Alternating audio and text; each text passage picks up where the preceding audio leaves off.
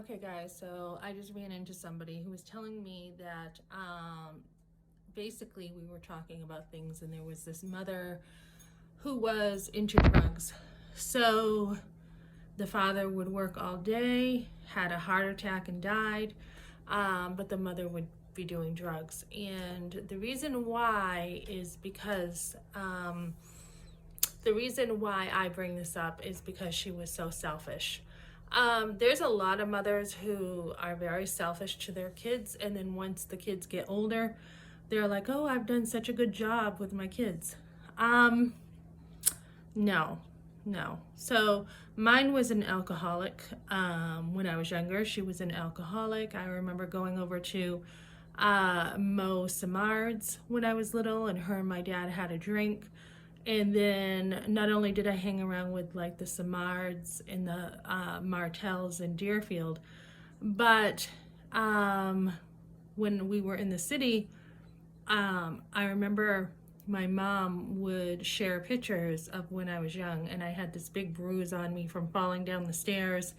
She had, it looked like 20 different shoes in her closet, 10 to 20 different shoes, her dresses, everything she was used to. She was used to the city life. So that's kind of the mother I was brought up with.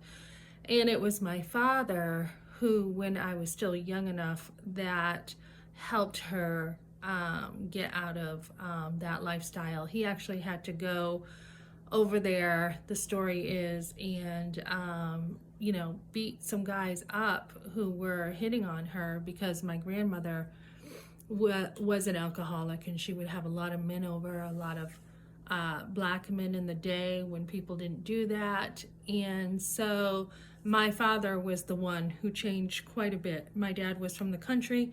He had never even gone out to eat in his whole life. He was a country boy, and he was huge, 6 foot something. So we see these mothers nowadays that luckily my mother, she didn't have time for me when I was young.